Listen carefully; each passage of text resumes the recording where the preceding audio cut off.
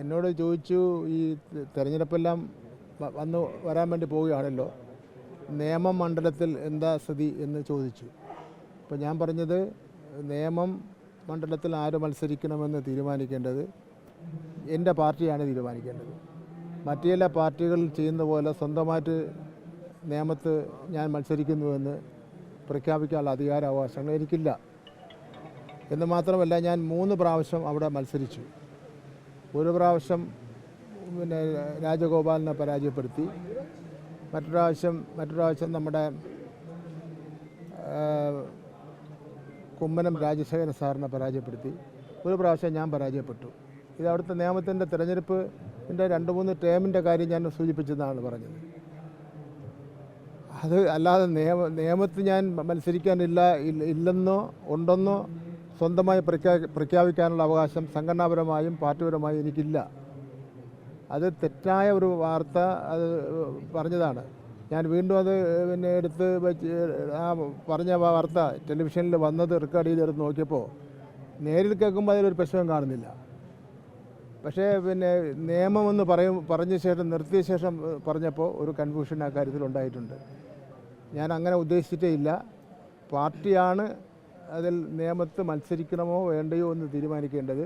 നേമത്ത് മാത്രമല്ല, കേരളത്തിൽ LDFും CPMും മത്സരിക്കുന്ന ഏത് മണ്ഡലത്തിലും സ്ഥാനാർത്ഥികളെ തീരുമാനിക്കുന്നതും മത്സരിക്കണോ വേണ്ടയോ എന്ന് തീരുമാനിക്കുന്നതും ഞങ്ങളുടെ ഇടതുപക്ഷ ജനാധിപത്യ മുന്നണിയുടെ സംസ്ഥാന കമ്മിറ്റിയും CPMൻ്റെ സംസ്ഥാന കമ്മിറ്റിയുമാണ് തീരുമാനിക്കുന്നത്. BJPയിലും കോൺഗ്രസ്സിലും ആണെങ്കിൽ സ്വന്തമായിട്ട് തന്നെ സ്ഥാനാർത്ഥികളെ മത്സരിക്കാൻ വേണ്ടി പ്രഖ്യാപിക്കാൻ ഉള്ള അവകാശമുണ്ട്. ഇനി എന്താണ് ഇതിൽ ഇങ്ങനെ ഉണ്ടായത് എന്നെ സംബന്ധിച്ചത് എനിക്ക് അറിയില്ല.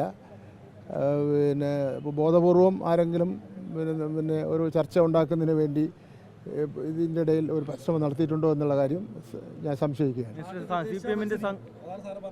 അല്ല, പാർട്ടിയുടെ തീരുമാനം, അതായത് ഞങ്ങൾ ഈ സ്ഥാനാർത്ഥികളെ സംബന്ധിച്ചിടത്തോളം ഒന്നും ചർച്ച ചെയ്തിട്ടില്ല. അപ്പം അതുകൊണ്ട് തന്നെ തീരുമാനിച്ചാൽ മത്സരിക്കുന്നോന്നോ മത്സരിക്കില്ല എന്നൊന്നും പറയേണ്ട കാര്യമില്ല. ഞങ്ങളെ പാർട്ടിയിൽ ആ കാര്യങ്ങളൊന്നും തീരുമാനിച്ചിട്ടേ ഇല്ല. വെറുതെ ഒരു ആശയക്കുഴപ്പമുണ്ടാക്കുന്നതിന് വേണ്ടിയാണ് ഈ തെറ്റായ വാർത്ത പ്രചരിപ്പിച്ചത്. CPMന്റെ സംഘടനാ രീതി അനുസരിച്ചുകൊണ്ട് ടൈം വ്യവസ്ഥ കൃത്യമായി പാലിച്ചു പോകുന്ന സംഘടനയും മുന്നണിയുമാണ്. 3 തവണ താങ്കൾ മത്സരിച്ചു. ഇത്തവണ മത്സരരംഗത്ത് ഉണ്ടാകില്ല എന്നുള്ളതാണോ? ഞങ്ങളുടെ ആ ടേമിൻ്റെ കാര്യത്തിലും ക്രൈറ്റീരിയയുടെ കാര്യത്തിലും തെരഞ്ഞെടുപ്പിൽ സ്ഥാനാർത്ഥികൾ ഏതെല്ലാം വിഭാഗത്തിൽപ്പെട്ടവരാണ്, എങ്ങനെയായിരിക്കും സംബന്ധിച്ചുള്ളതൊന്നും പാർട്ടി സംസ്ഥാന കമ്മിറ്റി ഒന്നും തീരുമാനിച്ചിട്ടില്ല.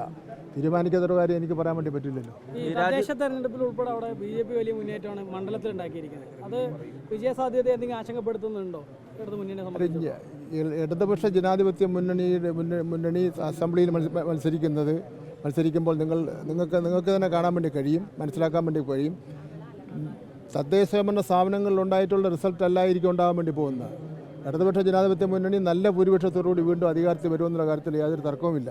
ഇപ്പോൾ തിരുവനന്തപുരം കോർപ്പറേഷൻ 101 കോർപ്പറേഷൻ വാർഡ് വെറും 2000-3000 വോട്ടിൻ്റെ വ്യത്യാസമാണ് വന്നിരിക്കുന്നത്. അവർ 50 സീറ്റ് ജയിച്ചെങ്കിൽ പോലും. അപ്പോൾ അതൊന്നും ഞങ്ങൾക്കൊരു വിഷയമായിട്ട് ഞങ്ങൾ കാണുന്നില്ല.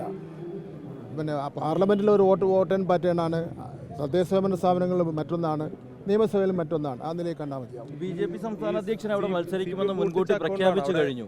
അവിടെ ഒരു വലിയ ശക്തമായ മത്സരം തന്നെ നടക്കും എന്നുള്ള കാര്യം ഉറപ്പായി കഴിഞ്ഞു. ഇടതുപക്ഷ ജനാധിപത്യ മുന്നണിയുടെ ശക്തനായ ഒരു സ്ഥാനാർത്ഥി ഉണ്ടാവും, ശക്തമായി തന്നെ മത്സരിക്കും. LDF സീറ്റ് അവിടെ നിലനിർത്തും.